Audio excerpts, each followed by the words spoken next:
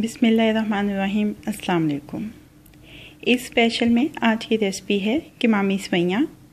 इस ईद को ईद उल फितर भी कहा जाता है और सेवइयों वाली ईद के नाम से भी जाना जाता है।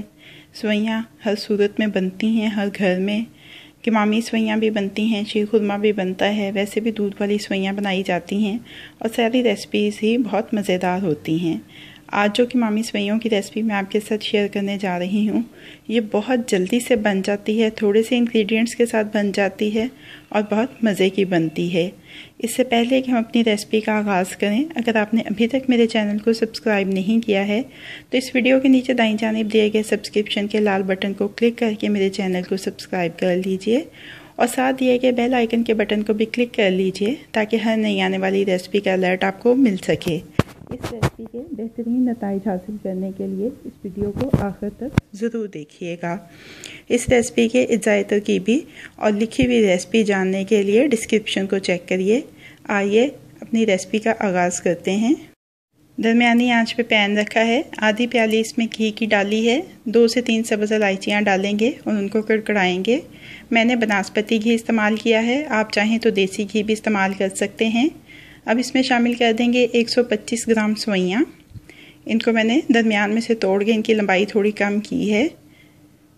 दरमियानी जो सेवइयाँ होती हैं मोटाई की, वो आप इस्तेमाल करेंगे, ना बहुत ज़्यादा बारीक ना बहुत ज़्यादा मोटी। और इनको गोल्डन ब्राउन कलर में फ्राई कर लेंगे सेवइयों को। सेवइयाँ फ्राई हो जाएं तो इसमें 1 प्याली पानी की शामिल कर देंगे, मिक्स कर लेंगे।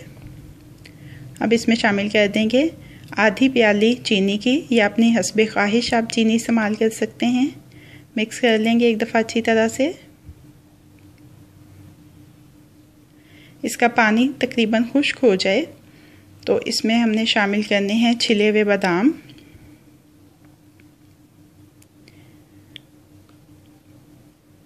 दस से 12, खोया आधी प्याली। आंच को धीमा कर देंगे और अब इसके ऊपर ढक्कन लगा के इसको 10 से 12 मिनट दम देंगे। तकरीबन 12 मिनट हो चुके हैं। सेवइयों को चेक कर लेते हैं।